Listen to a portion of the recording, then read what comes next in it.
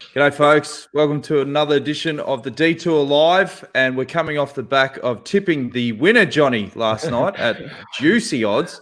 The Oracle. Hail the guru. Good on you, Dan. Good on you, Dan, the man. Yeah.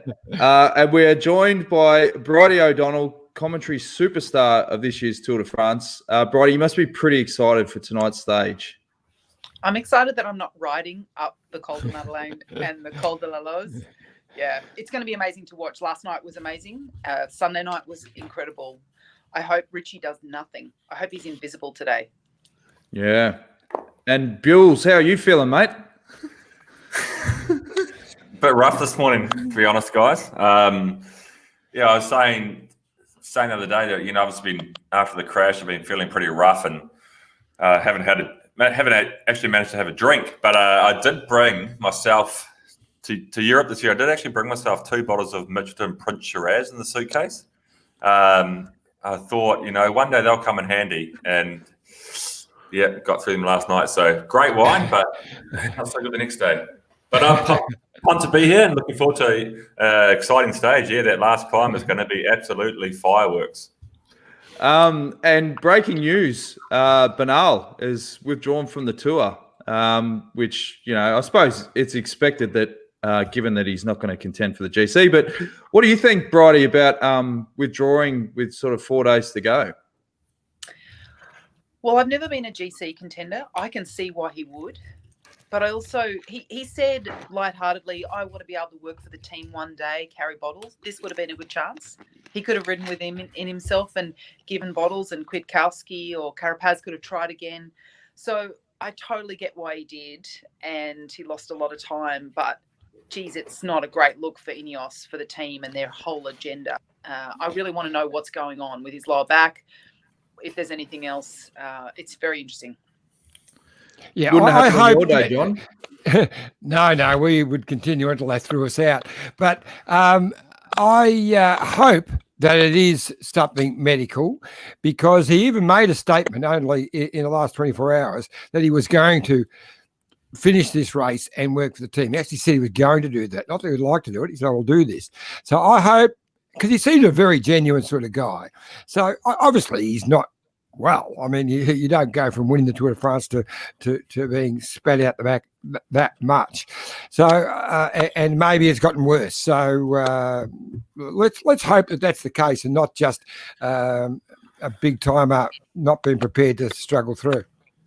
But Bewley, what effect does that have when you're riding a whole tour for a leader, and you're on the front, you're doing the work, you're keeping him out of trouble, and then in an instance like this, obviously, we don't know all the details, but as Bridie said, sometimes it's not a good look.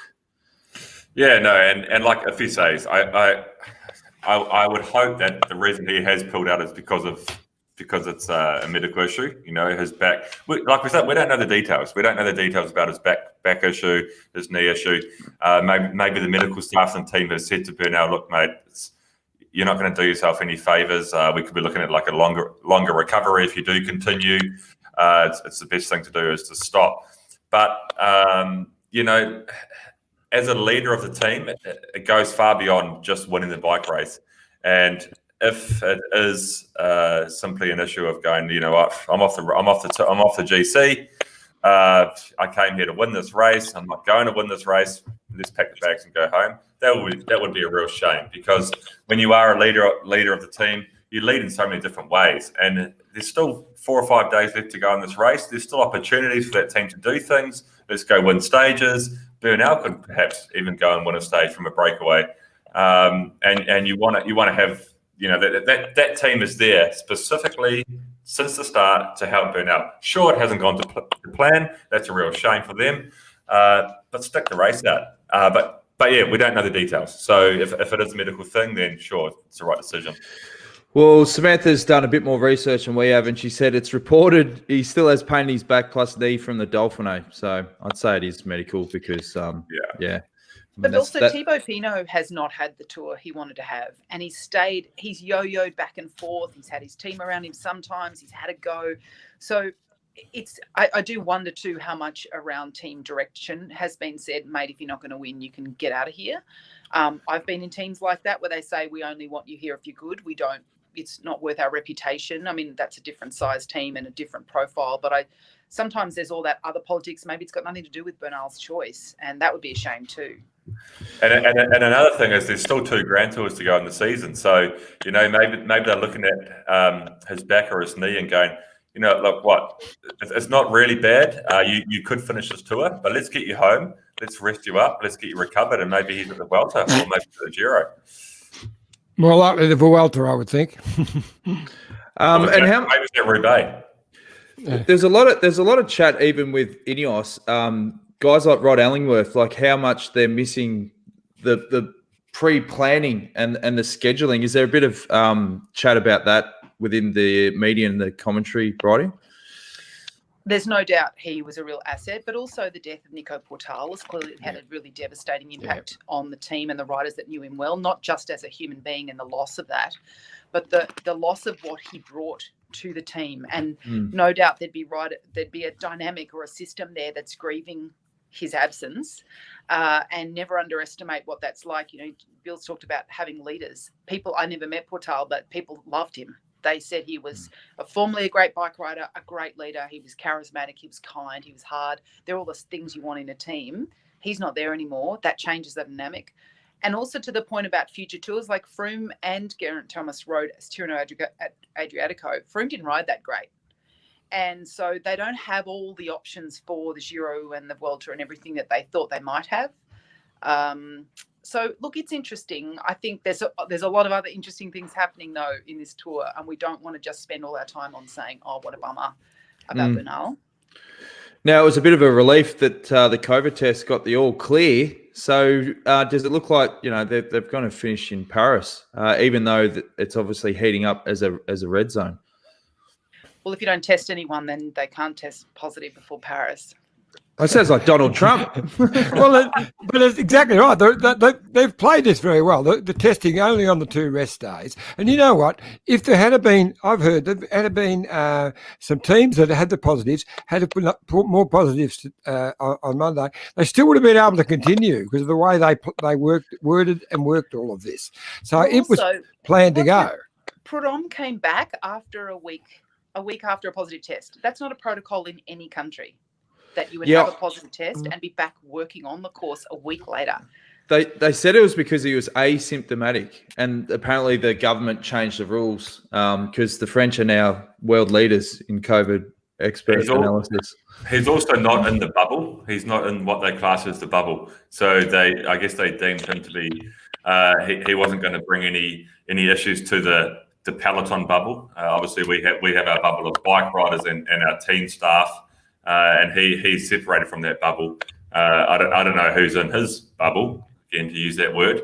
But what they were saying is that he is not in the bubble, so he can come back, and he doesn't have any direct contact with anybody that could affect the race in any way by being positive. So but still an interesting call to bring him back after a week. So, Bridie, you were saying earlier that you're hoping that Richie can hold the wheel and stick with the hitters. Are you expecting of any of the GC contenders to just throw the absolute kitchen sink on that last HC climb? I am. I think Pogacar's got this beautiful gift of being young, fearless, nothing to lose, and wanting to stick it a little bit to Roglic. I think he wants to attack the hell out of today and try and do what he hasn't been, like to actually bring some time back. And if he does, of course, we know he lost time 2 weeks ago because of being out of position, not because of his legs. So if he manages to do damage today to Roglic, that's a real consolidation then that he is the best rider in this Tour de France. But that said, we haven't seen Roglic really go full gas yet. And we also, like Lando, Uran's been quiet and Port have been quiet. And I think Port's kind of 400 metre to go on the Puy-Marie showed us that he's thinking about it, and he still looked within himself. But I don't know. I'd be interested to hear what Sam's thoughts are about this because he knows the riders so well. Yeah, well, I saw Roglic and Pogacar on the coverage yesterday, riding along, having a laugh and chatting together. So that's all. They're obviously friends, but they're not going to be friends when they get to that last climb today. It's super, super steep. I think Pogacar knows that he can certainly expose Roglic potentially on that last climb. As we know, it's a new climb. They're basically built a road for the Tour de France, and that last 4K is super steep. So yeah, I think that Pogačar will back himself to take some time today, even if that means going to the line with Roglic. But if they continue the stage win and he can beat Roglic in the final, that's another 4 seconds he takes back. I think Roglic is not going to be that comfortable with taking only 40 seconds into the time trial. Although he is a world-class time trial rider, he was beaten by Pogačar in a similar course at the Slovenian Nationals in the TT. So I think that it's going to be fireworks. Pogačar is going to back himself to try to take some time, or it's certainly a time bonus at the finish. And I think Roglic is going to want to have more time to feel more comfortable when it comes to that time trial. So yeah, we're looking at certainly a great battle today on that last climb. Well, the other thing is, I was going to say, it's going to be a great battle for that third spot too, because we've got 5 riders within 40 odd seconds, and they're all showing great form. Uran, as well as Richie, Adam Yates. I'm trying to go. They all the Gomez. They're all in really good form, getting stronger as the tour goes on. So I'm looking forward to that. It was interesting talking to Whitey earlier, just how hard that last 6Ks are. Being it's actually like a bike path that they've made between the two resorts. And at 2,300 meters, we're getting up pretty high. It's going to be really, really grueling final half hour of this bike race. Well, that's the thing, Bridie. What effect does altitude have on these athletes from a medical perspective, and will it catch out the guys that just aren't used to it? I think it'll be great for Uran, Lopez and Quintana. These are guys that train and live in altitude when they're at home in Colombia, which is for a lot of them the majority of their season. We know they were flown in quite late to Europe. They've had their sort of best preparation. We know that most of the other guys in the top 10 GC live in Europe, Central Europe, so no altitude. And some riders just are great at altitude and some riders don't like it, even when they're elite and the best in the world. And for all of us who've lived at altitude or done altitude training, it has very different effects on everyone. So, and also it's day 17, their legs are tired. We saw that yesterday as well when the break was being established, that everyone's just looking more fatigued, which is totally understandable. It's been aggressive and fast racing and a lot of guys crashing. So they'll feel worse in altitude. It'll feel harder. And their maximum effort won't generate the same velocity. That said, the air is thinner, but when you're going a lot slower, it's not the same. Whereas when you're sprinting at altitude, and we know track riders and our world record, for example, that gets the velocity advantages when you're going faster are a lot better at altitude. Jules, does it affect people with bigger frames like yourself a lot more than the little whippets like your Estebans? Yeah, well, Espar's not a good example because, like Bridie says, he's an altitude native. So those guys, they definitely respond better to those high alpine stages. And you saw last year when Bernal won the Tour, he won the Tour very late, and it was when they hit those really, really high altitudes. For bigger guys, I mean, I've always been a believer, and I don't know, I might have created this scenario in my own head to help myself, but I think bigger guys. They do better at altitude for some reason. I've got absolutely no explanation as to why. But but like Bridie says, like there are a number of guys that are fighting for that podium spot that are altitude natives. So it's not going to be an issue for those guys. But in saying that, everybody else that is at the Tour de France, and especially this year, given the fact that we had no racing for such a long time, have all spent long periods at altitude training, preparing for the Tour de France. So it'll be, I mean, it certainly has an effect. I think everybody was probably a little bit conditioned to altitude at this point, but the last 4 or 5K, that climb is so steep that I think that you're going to see a real indication of who's going to finish third in the Tour de France in that 4K, because if you're alone on that last part of that climb, you're going to hemorrhage time. The key is basically to follow if you're one of those guys, and make sure that you're in a group. If you can stay with the group of the top guys, and you've got the guys that are fighting for the podium position behind you alone, you can take a lot of time out of those guys. We've got a question for you, Bridie. It's from Stuart. He said, can Bridie explain to us the science physiology behind why riding at altitude is a whole new ballgame? That's a we might not have enough time, but they'll give you the basics. Is just the partial pressure of oxygen in higher altitudes is less. So if you think about your body and your heart and lungs as a car, the fuel is coming in but at a weaker concentration. So you need more of it to even generate the same power or same speed. And of course, every time you use your muscles, they need oxygen, they need blood supply. So the blood supply is still great. You've still got a great pump, but it's not delivering oxygen at the same rate. And an elite athlete may not even adapt as well as an average sedentary or medium level fitness person. So it's actually quite an individual thing. But as Sam mentioned, people train at altitude. I've lived at altitude in the US or in Livigno, or slept at altitude in a tent, and you adjust to it. You start to creep the height up in wherever you're staying, and you train. You sleep high and train low, or you could have a different protocol so that you're recovering the whole time at altitude. And what you're doing is helping your body adjust to having less oxygen in the air around you. So it makes it harder. You're a bit more short of breath. You feel ratchet, but you are better than the people who haven't adjusted to altitude. So if you think about the worst climb you've ever done, where you feel really short of breath and out of shape, that's how a lot of elite athletes will feel the first few days that they get. And when we used to train at Stelvio, you climbed from Livigno up to Stelvio and you just felt garbage. So it'd be even worse if you had a drink at altitude as well. So I've heard that can be terrible. Hey, before we let you go, Bridie, geez, there must be a big buzz in the SBS studios knowing that they've got the tour for the next 10 years. The Tominator must be absolutely fizzing. He must be. He's up in Sydney, so we're protected from all of that fizzing. But it's an amazing announcement. It's such a credit to the work that SBS has been doing for 30 years to deliver the tour. But it also, I mean, we've seen this over the last month. There's heaps happening, the Women's Giro, the Spring Classics, the Worlds. So there's so many races that they've been bringing to the audience. And I think we're even seeing more and more engagement, particularly because of coronavirus and there's been less sport. So now people are really into it.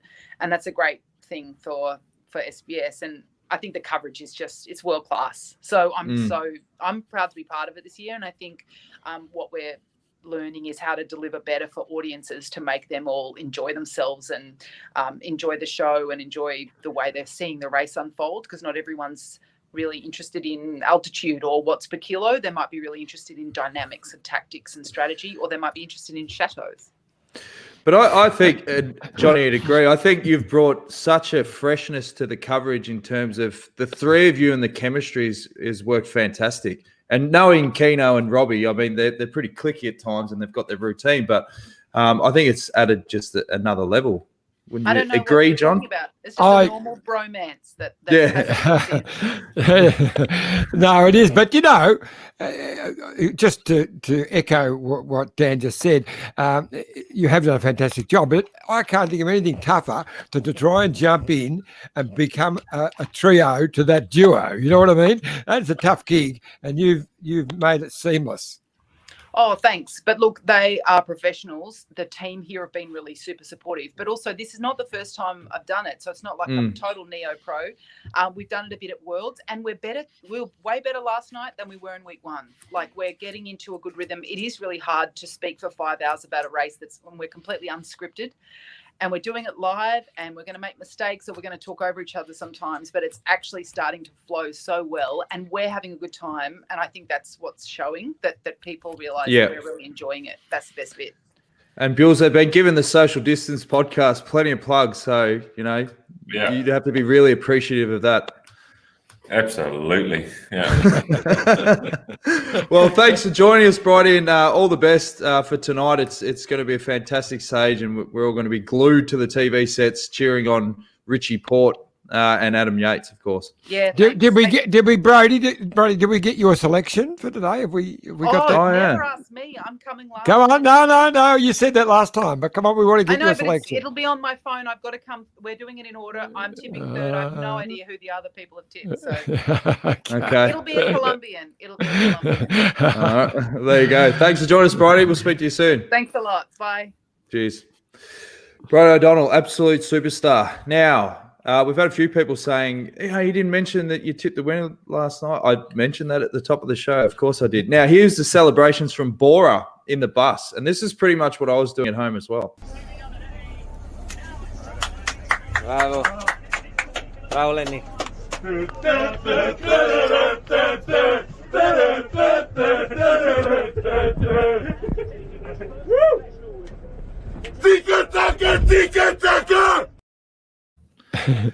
Is that a big Slovakia? Oh. is that a big European thing, Bills, with celebrations that like like because Ween Dog used to love doing that in Holland as well. Yeah, that ticka-taka thing. Yeah, it's a real European thing.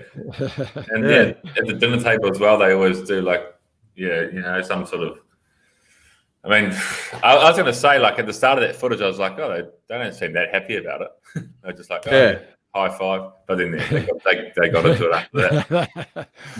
So I'd like to just talk about that ride of Leonard Cohen. I mean, not Leonard Cohen, the other Leonard Skinner. Leonard Skinner's. But that was just a superb effort. Now, when you had Carapaz attack near the top of the climb, and he counter-attacked him. It looked like he was just going for the KOM. It just kept going. He only had like 30 or 40 metres on him over the crest, but that was the last Carapaz I ever saw of him. He just rode away. It was just a magic ride. Well, I fell asleep again, like on the couch, and then I missed the sort of last 30 Ks. But when the commentary dialed up for the final, I got the last, 2 kilometres, and I was so stoked because I've really felt that it's been a battle on this show to sort of get my voice heard. But now I remember McEwen sent me on Twitter. He goes, "Oh, did you back it?" And I sent him the bet slip, and he's like, "Mate, you're the oracle." I hope the guys really respect that, because in the commentary, Keenan said you'd have to back him as the favourite in that group, and Robbie said, "Oh, no, like Carapaz, he's going to have the strength on that final climb." So, proved him wrong as well. Now we've got a big show, Johnny, because we're going to announce a winner of the Let's Go Motorhomes competition. That's a free rental for 7 days, and that was for the best question of the week. And as you mentioned earlier, we caught up with Matt White. So this is our interview with Whitey, and I have edited the clip properly this time. There's no mistakes. Good man. Here's Whitey. Whitey, I said to you yesterday, I told you who was going to win the stage. Where is he? When are you taking applications? Maybe I could move in as a DS next Where's year or the year after. Mate, impressive ride. To go down the road in the third breakaway of the tour at that age, first Tour de France. No, chapeau. The kid was. I had Carapaz picked as soon as that break went. I thought Carapaz is going to eat this break alive, and he attacked Kemner near the top, and Kemner caught him, went on with it, and even then I thought it's a lot. I knew the valley before the last climb, but no, he just rode away into the distance, and very, very solid victory from the young German. Yeah, what is it with the young blokes at this tour? I mean, is it just better management? They're just full of beans. What the hell's going on? Yeah, I don't know. There's a group of young guys, Mark Hershey, Bernal, Evanpool, there's Kemner. They've been around a couple of years, but they turned pro very young, but they're hitting their straps faster than most. Whether they're just a batch of very, very talented kids that are coming through, I honestly don't know. But there has been a lot of action from some very young riders, including Pogacar as well, who's the ripe old age of 21, and probably the strongest, as strong as Roglic here. So it's I can't give an explanation, but there's some very talented young guys showing the older boys what it's all about. And you know what was just as impressive as his ride yesterday was the fact that Dan still, even though you tried to talk him out of it, still backed him for the win. You would have got good odds. That's 19-1. It was very juicy. And well, I mean, we were obviously hoping that Esteban or when Nieve went in the break, that it was one of the Mitchelton-Scott boys, but they fought on hard, but just didn't work out in the end, mate. Yeah, look, we wanted to have multiple people in there, and the one to have in there was Esteban. Look, Mikel's a bit of a wounded duck here. He went down twice in the first week, and he was just recovering from the first crash and landed on the same area in his back in the second crash, and he's not 100%, and good enough to get into the breaks, but obviously he's not the normal Mikel Nieve, because the normal Mikel Nieve would have been fighting for a win there. Yeah, and we're doing what we can. It's hard to 100% get over an injury in the middle of the race. And even a rest day might do a little bit of good, but then you're back into it a day like yesterday. So he'll limp through to Paris. And I dare say he's going to be in good shape for the Tour of Spain in a month's time. But Esteban was one to have in there, and that will be the plan again today. If we can get Esteban into that move today, it'd be our only chance to win if Jumbo let the break go. And otherwise, you'll see Adam Yates climbing with the best guys and seeing if he can hold that pace move up for his attempt at arrive on the podium. Now, yesterday, it was a tough stage, but there was just shadow boxing from the main contenders. You think it's going to be a little bit different today, wouldn't you? Yeah, there's no shadow boxing at 2,300 metres above sea level, mate. It's a very, very tough day. The first 80K is flat, and some type of break will go. Obviously then the Col de Madeleine is a long, brutal climb, 17 kilometres in length. And then the last climb of the day, 21K. And the last 6K of that has never been used before. So it's a bike path that is a fresh bike path that's been laid to link ski resorts. And it is very hard. And I was with Adam 2 weeks ago, the week before the Tour de France. And we reconned all of these stages. And it has some very, very steep inclines in the last 6K, up to 20%. So it's like a bit of a roller coaster, up and down. That profile doesn't show that, but it is not just climb. It's the last 6K is rolling, and it's a brutally tough finish. And when you get above 2,000 meters, that affects guys in different ways as well. So, what if Mitchelton-Scott can't win today? Who's your tip? Oh, she's hard to go past Pogačar, but. I think the yellow jersey is going to want to stamp his authority on the race today, so I'll go win in yellow with Rodgley. Oh, there you go. That was Matt White. What do you think of that, Bills? You might. Yeah, I couldn't see it. Technical difficulties there. I just had a black screen, so that's everything White did, unfortunately. So no contribution from me. But it's funny, your microphone was still working, so I could hear you, and I think the listeners heard you go, "Where's Whitey?" Yeah, because when you said you were playing it, all I could see was us three. And I thought, oh, what's happening here? And you were drinking a bottle of water. I was waiting for the clip to play. Don't know, mate. It's a first for everything. It's probably the Wi-Fi. Now, Johnny, before we get into our Detour DeLorean segment, we should thank our sponsors.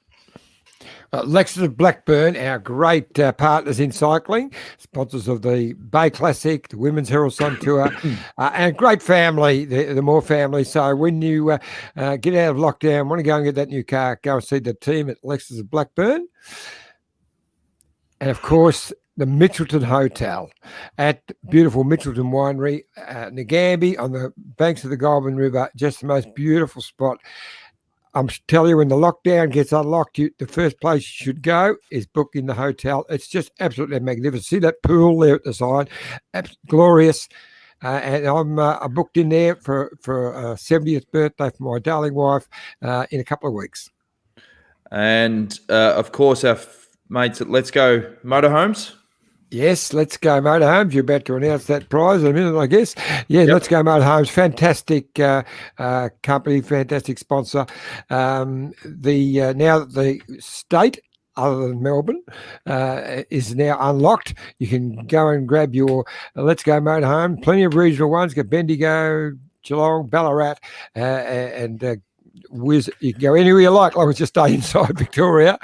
Yeah. Or book the early bird special 90 days in advance, and you get 5% discount. All right, drum roll. The winner of the comp for the first week is Peter Morris, and that was his question where he said all riders have should have shock tags fitted to their helmets. Prescribed G-Force is registered by the tag that riders should be forced to abandon. We have this technology. I just thought that was good. It's left to centre. They're probably not going to do it, but I thought it was pretty good. Do you agree with that one, Johnny? It was a very good question, and I actually think it's something they could bring in because we aren't like other sports where you can just take someone off in football or any other sport. You can just take them off and assess them. We can't do that. So something like that's about the only really realistic thing we could do moving forward. All right, and of course, here's the new ad from our mates at Bike Exchange. Look at this bike. You think it's just a bike, right?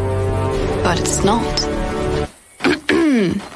It's a bike. 374 people are looking at. This guy, this girl, them, all looking at it. People from here, there, and wherever this is.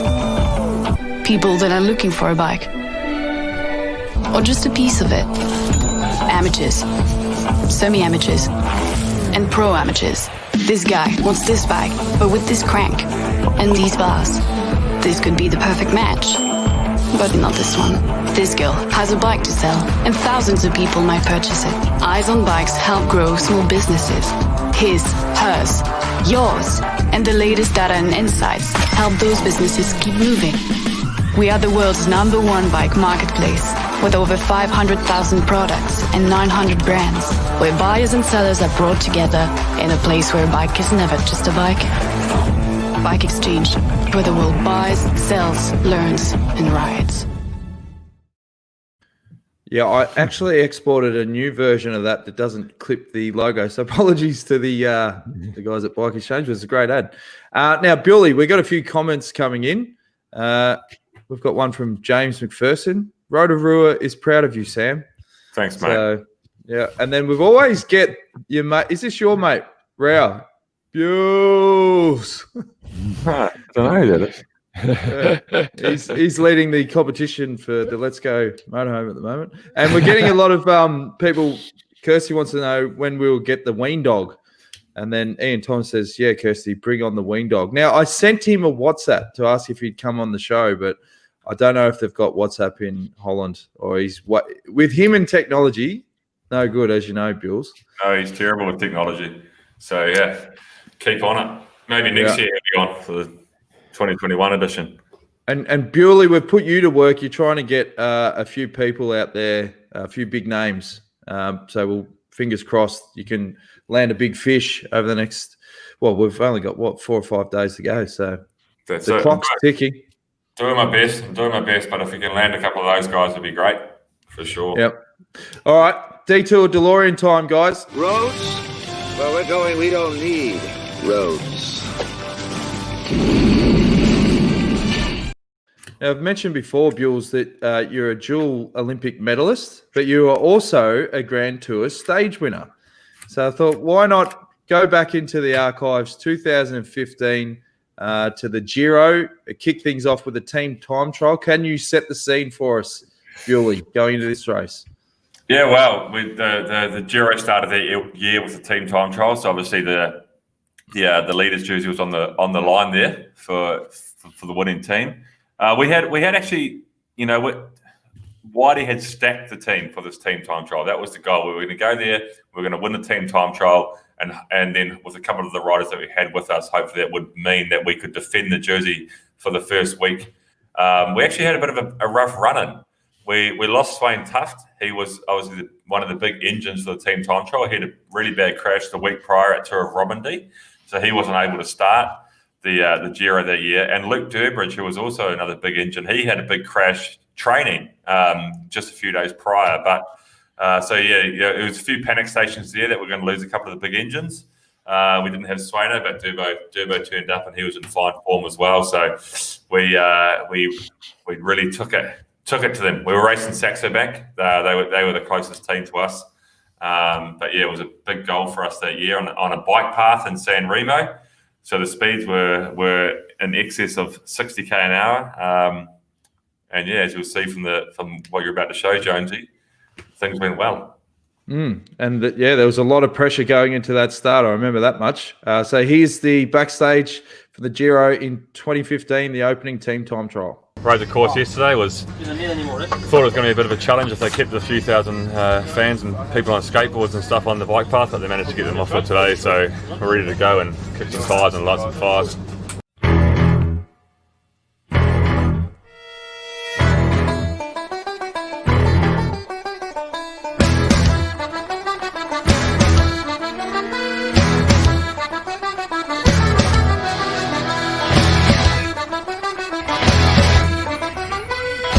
Let's go, all on, let's go. These guys already at pace, everybody just about still out of their saddle. Took them a long time to settle, and that shows their absolute intention to grasp it.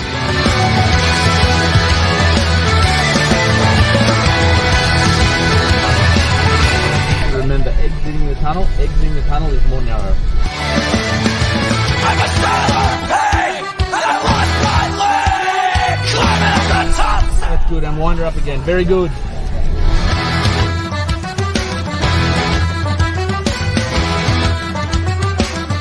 Keep the speed, very good. Tight corner in 200 metres. Everyone off the bars.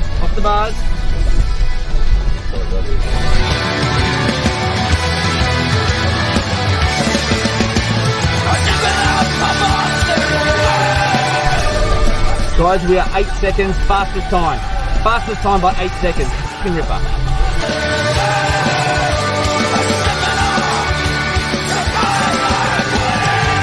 Go boys, sprint, let's go. 125 minutes to go. They're going to absolutely rip up the timing sheets here on the first day of the Giro. Looks like we've got our time trialing champions, I guess. 19:26, they take 13 seconds off a very good time and a 54.3 kilometres per hour. 13 seconds in front. Good job. Fastest time by 13 seconds, boys. You have done a perler. Great stuff, mate. Well on, boy, man.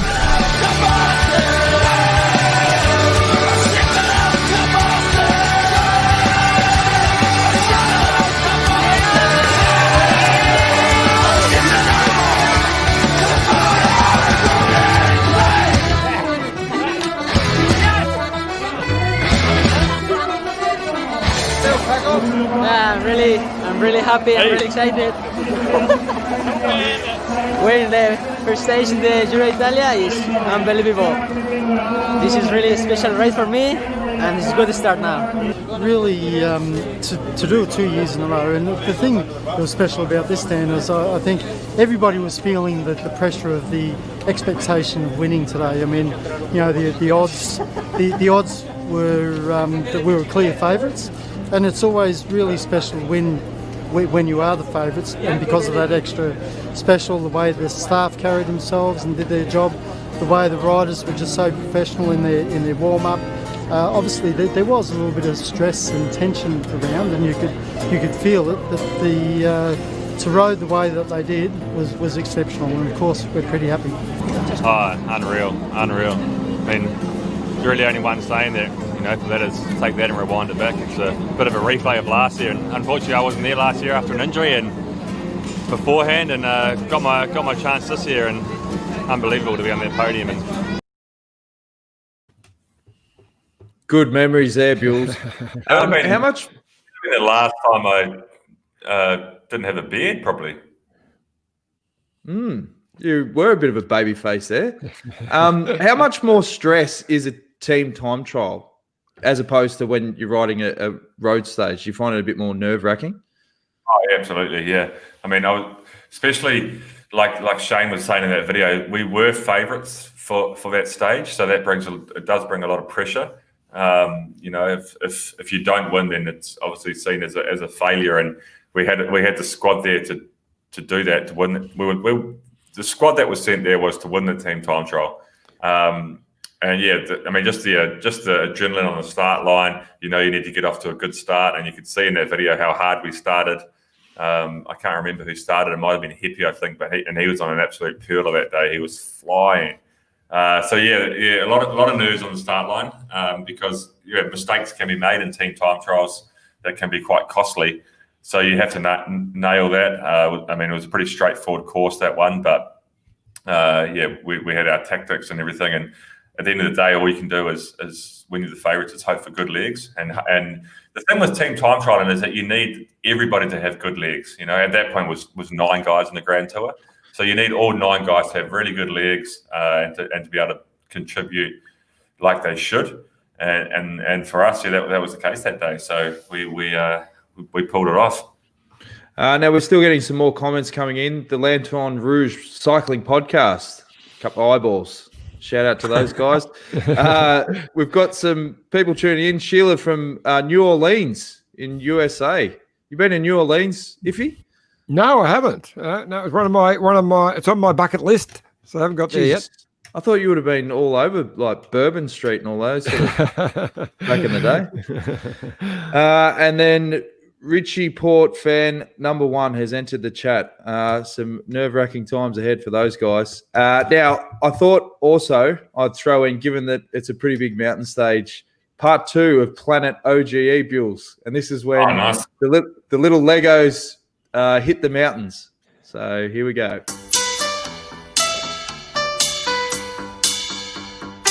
Welcome back to another stage of the Giro, guys. Today, we're hitting the mountains. It's going to be a fantastic day today. I'm absolutely wrapped that I'm in the commentary box, not out there in the on-ground reporter.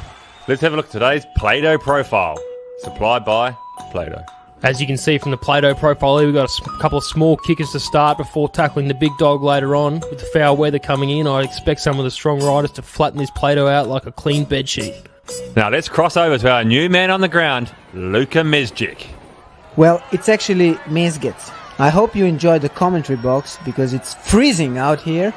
Hey Caleb, it's a massive day for you today. It's a mountain stage and I'm a sprinter. I meant making the time cut. Hey Esteban, you'll be looking for some strong team support today. Unlike me, my team dumped me from the commentary box. What sort of a question is that, Mezgec? Vincenzo, quick grab. Back to you in the commentary box. Well, Sam, certainly looks like Luke is not having a great day out there. Yeah, mate. Reminds me of the hippo earlier on, trying to get a selfie of the shark. Didn't work out. And it looks like the Meerkats have missed the break. I tell you what, as punishment, it looks like their director has stuck the whole team on the front. Well, as predicted, midway through the race, the heavens have really opened. She's looking pretty wild and woolly out there. Let's see how it really is on the ground. And cross to Luka. Mez gets... Yeah, you've got right. With this rough weather, everybody's gone home. Back to you in the studio. And the riders have hit the Category 1 climb. This climb is so steep, I tell you, it's basically vertical. Oh, this is just ridiculous. It's almost too steep. The Meerkats, the first to get piped. We all know they like to live underground, and that's where they're heading. And here we are with the Gorilla. He's been dropped early. For this guy, this stage, it's just a race against a time cut from here. And it looks like most of the GC riders have survived the climb. Here's Team Sky straight off the Death Star, setting a furious tempo on the descent here. But the Sharks beating them to it. They've gone from the early breakaway to the burly breakaway. Orica is certainly going to have to do something right now because the Shark looks like he's swimming away with it. Come on, guys, we can't leave this at Jaws 1. And Ruben Plaza, he's chucked the long line out. He's got him. He's hooked him. Here comes Chavez. Esteban Chavez has launched his sprint and he's won the stage. And with it, he's taken the Maglia Rosa. What a day for Colombia. Unbelievable. The jersey's back with the Jedis. Esteban, great win. You must feel awesome. Oh, I'm really happy. I want to say thank you very much for all team. Well, that's it. I'm out. See you next week. Or not.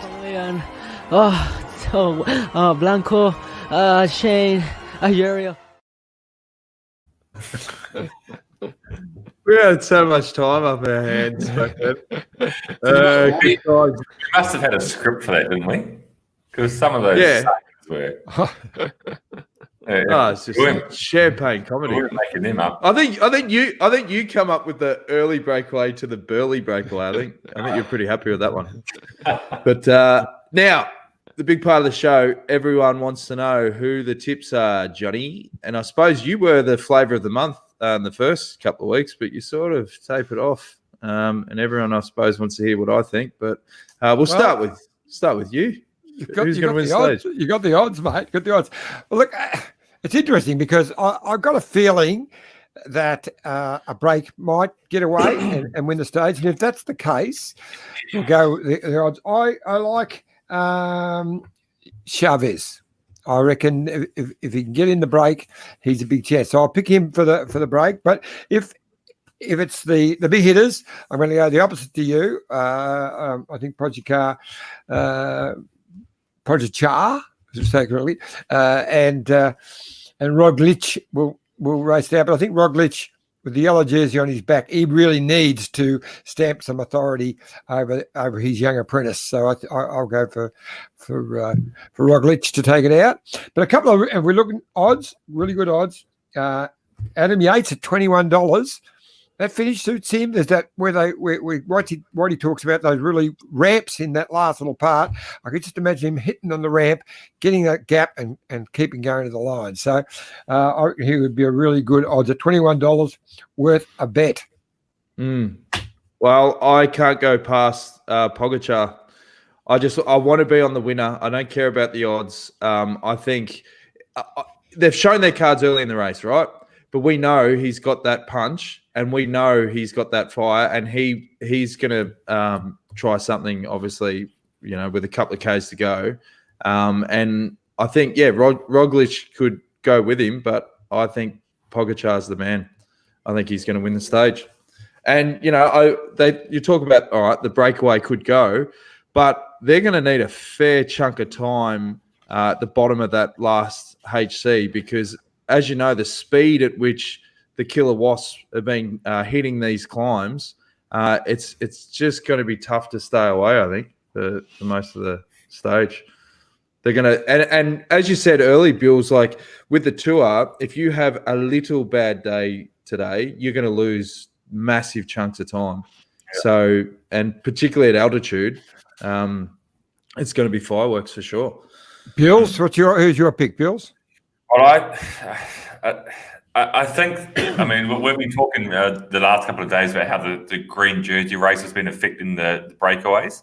I think it's far too flat before the sprint for it to have a real impact today. But I think with the green jersey race, it's actually becoming a 3-horse race now. Trentin's actually sneaking up the rankings there. He's getting into position. So I think you'll be looking at guys like Sagan and Trentin both trying to be in the breakaway today if it goes before that sprint. In terms of who's going to win the stage, well, a breakaway could win, but it depends how long it takes for the breakaway to go.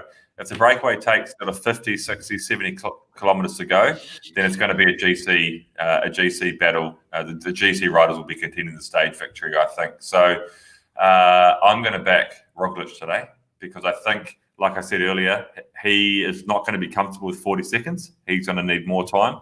It won't be easy to get rid of Pogačar in the finish there. So those two are going to be going hammer and tongs at each other. But I'm going to back Roglic from the main group to win the stage. Yep. Well, I can just see it happening now. It's all going to be together. Roglic is going to make his move. Pogačar is going to wheel suck, and he'll take him to the line. He'll pop him at the end. Just whack the map up again, Daniel. That's where yes. It goes through. So I believe that after that, I don't think the break will go before that sprint. I think because of they're not going to get rid of Bewley, they'll end up sprinting it out. The break will go straight up that sprint. It's about 45 kilometres before the climb. The break will go there. And I don't reckon Jumbo will chase as hard because they're all really worried about this finale at 2,300 metres. I think they're all a little bit nervous. I reckon if you get some good riders like Esteban out front, a few other good climbers, they'll be able to put a big gap in. They'll go over the medal lane quicker than Jumbo. But while we're talking about that, I've got a question for you, Bills. Shoot. I've been shamed into not asking enough questions after the fantastic performance of Matty Keenan yesterday at the beginning of the show. Hard-hitting questions. It was great. He was great. But one thing I've noticed in this tour is the pace of Jumbo-Visma that they're setting. And yet, when you're getting deep into the final stages of the races, there's still like 30 people in that peloton. Other years gone by, at that sort of pace, you'd be down to a dozen. But so it seems to be the standard. It seems to be really, really high.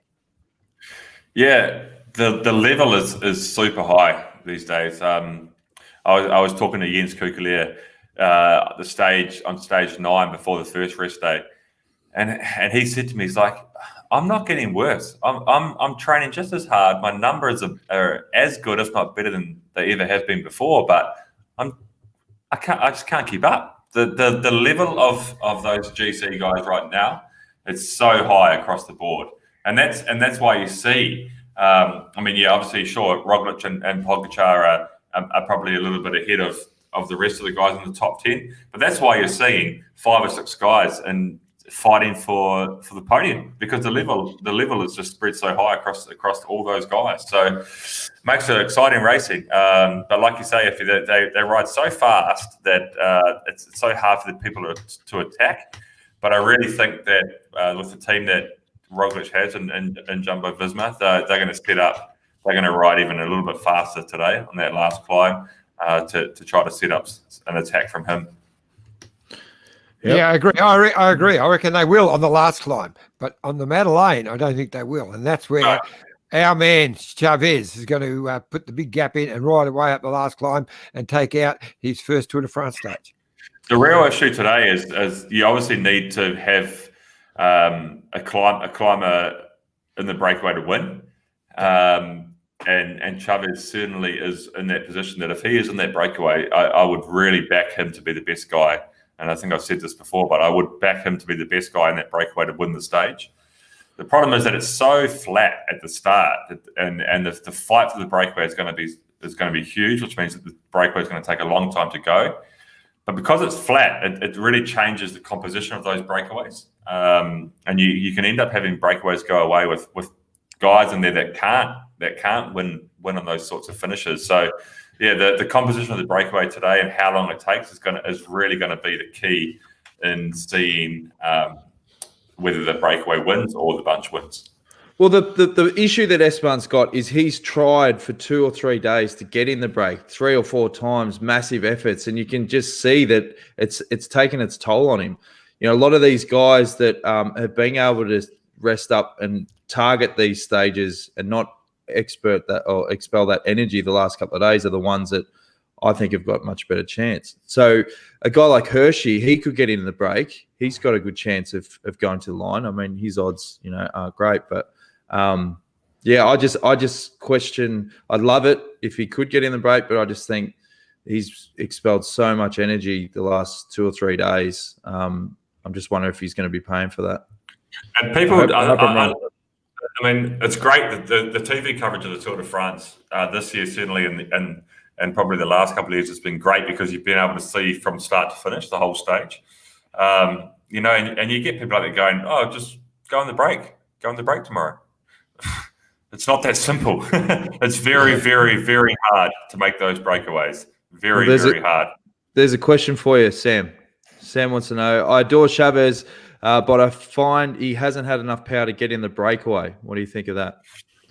To get in those breakaways on days like today and the last couple of days, you need a lot of luck, because at this point in the race, 2/3 of the peloton is trying to get in that breakaway. And it comes down to many, many factors about when Jumbo's happy for that breakaway. They don't want too many guys. And there's 8 teams, I think, that haven't won a stage or done anything. This is when the DSs really ride your ass. Yeah. So everybody is trying to be in that breakaway, and the simple fact of the matter is that you can't just let 70 riders go up the road. So to get in those breakaways, sure, you need to have the legs to be able to do it. Today on a flatter finish, a flat start, you need more luck than legs, to be honest. Those breakaways are very, very challenging to get in. And you just need to follow the right move at the right time and hope for the best. I was thinking, you're right, John. I was having a laugh. It's exactly what Bewley was just saying. And to be fair to Chavez, he actually got in 3 moves the other day, which were almost the break. He was there, and then they got caught. He was there in another one, and they got caught. So he was there 3 times. But it's just that it's got to be the right mix of riders. And then suddenly, when the right mix goes, you see Jumbo come to the front. It's almost like, righto, we'll just ease it up now. And away they go. That's the right one. See you later. But is it hard, Billy? Like, if you know a break's going to go pretty much from the gun, is it a real fight to get to the start line and push away to the front? Like, if there's not much neutral, do you see a lot of guys that either getting to the start 15 minutes early or whatever because you don't want to be fighting your way from the back? One of the protocols that the ASO's brought in with the COVID stuff is that you're not allowed to go to the start line before 10 minutes before the start gun goes. So you have to wait until 10 minutes before, and the whole bunch is going rushing to the start line. But yeah, it's always nice to start in the front row if you can. Yeah, typically there's a neutral zone where you can move up and things like that. But when it's a stage where the breakaway knows it's going to succeed, and every man and his dog wants to be in there, those neutral zones are just about as bloody dangerous as a sprint finish. And Sheila, our mate from New Orleans, wants to know, what about Adam? So what do you think he's going to be doing this stage, Bewls? Well, I think Adam's going for the GC now. I think that's probably quite clear. Really? Even though that wasn't the goal at the start of the... You heard it first here on the Detour, folks. I haven't spoken to him or Whitey or anybody else, but it seems like he's in a position where, might as well try for the GC now. So what's he going to do today? I think he's going to follow.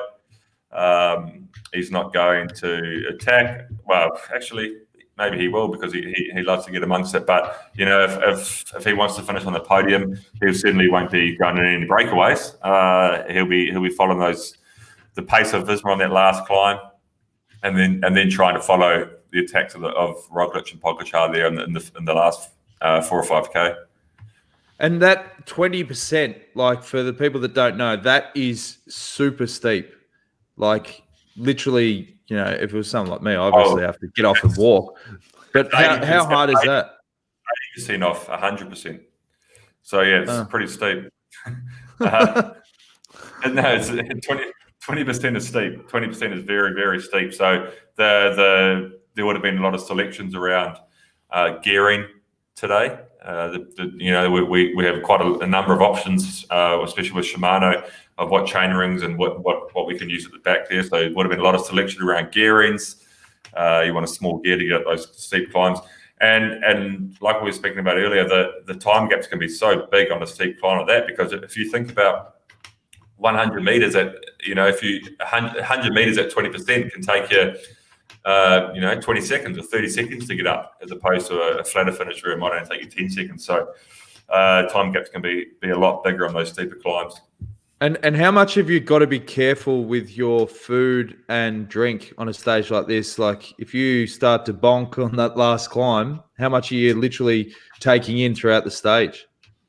Yeah, no, fueling is obviously, and not just the fact that the stage is so hard and that climb so steep, but the fact that we're 2.5 weeks into a Grand Tour now, fueling is hugely important. I don't know what the weather's doing there today, but if it's hot, you need to be getting a lot of fluid in, obviously, for the hydration. And at the end of the day, when you're attacking there at the end of the stage, you're really going into your glycogen levels. So you need lots of sugar. So I would imagine the guys will be putting a lot of gels and a lot of like fast acting sugars into their body for that last climb. All right. Before we wrap it up, with a few more comments. Philip Skirman says, Bewls, he's like an encyclopedia. What a guy. Is that one of your good mates or what? Tony wants to know, is there less miles in their legs due to COVID lockdown? Therefore, the riders are fresher than previous years. Do you think that's had an effect? Yeah, well, it depends where you were during the lockdown, because a lot of countries were people, especially in Europe, if you were in Belgium or Germany, these sorts of places, you were actually still able to train outside during the lockdown. Whereas if you're in Spain or France and things like that, you couldn't. You were stuck inside. So it's a bit of a mix in the peloton as to what people have been able to do through that period. And yeah, look, the main point is that there hasn't been any racing before the Tour de France this year. Well, very small amount of racing. So that's going to make a big impact on this third week. Guys are either going to get better, having come in a little bit underdone, or people are going to get worse, having not had any racing or enough racing before the Tour. So that's why this last week will be so exciting and in a sense unpredictable. We've got some questions from some cycling boffins. Alex wants to know, Sam, when you say small gear, what would you be running on the rear and what size chain ring? On a stage like today, and we've had stages like this, especially in the Vuelta and the Giro, where we have these super steep climbs in the final, I would be running a 36 chain ring and probably a 32 or a 30 on the back. So very, very small gears. Not And, like the few where you guys used to run 53, 15. Yeah. Well, I can remember we rode with the Giro with the Stelvio and the Motorola and that, and you know how steep they are, Bewls. And we had 42.26. That was it. Yeah. It's crazy when you think back to those days when that they're doing this. You guys were doing the same climbs that we're doing. And you just had no options when it came to gearing. But now with Shimano, we have so many different options, and we must be a pain in the ass for the mechanics because we're constantly changing our gears. You know, if it's a flat day. I mean, a couple of days in the tour this year, I rode a 55 chainring, big chainring. You know, so it'd be like, I'll have a 55 today, or a 53 today, and a 36 inside and a 32 at the back, or 28 and 38, and they're just constantly unscrewing chain rings. Scott's got a good question for you, Iffy. What's the preference, Adam on the podium for the Aussie team or Richie on the podium as the Aussie GC Hope? I've got to say, Richie, he's a really good mate. He's never, he's had bad luck. He probably could have got on the podium a couple of times back when he was at the height of his career. And I would just really, really like to see that. And Sheila is on fire from New Orleans. Will we see guys miss the time cut? That's actually a good question. Tomorrow. Tomorrow is their big challenge. Stage 18 is a really, really tough day for the sprinters. Okay. All right. Well, I think that wraps a massive show, guys. Thanks for sending in all the questions. And yeah, we really hope that, we know it's going to be action-packed stage tonight. And my tip, Pogacar, some money in the bank. I don't think so. I think look, that's not really true. I think Roglic, but it's 50-50. They are the two favourites, but I still think the breakaway is going to go. And I would just like to finish. We touched on him, but I thought Matteo Trenton's ride yesterday was superb. Not only did he get out there and take the 20 points, but he dug in and got 3 points in the finale as well. A very tough finish. So very impressed with Matteo Trenton. Yeah, and great insights again, Bills. It's bloody good having a rider being able to answer all these questions, and you've obviously got a good fan base, mate. So you might have to bust out a cooking show over the next couple of days. How to cook one-handed. That's right. A lot of soups. All right. We'll see you all again tomorrow, 7:30 Australian Eastern Standard Time. And make sure you follow us on YouTube. So search the Detour podcast and on Facebook as well, because we post up little clips all the time. And if you can share them amongst your friends, we'd really appreciate that. So, we'll see you again tomorrow night. And go Pogacar, go Yatesy, go Richie, and go Esteban. We covered all the bases. This is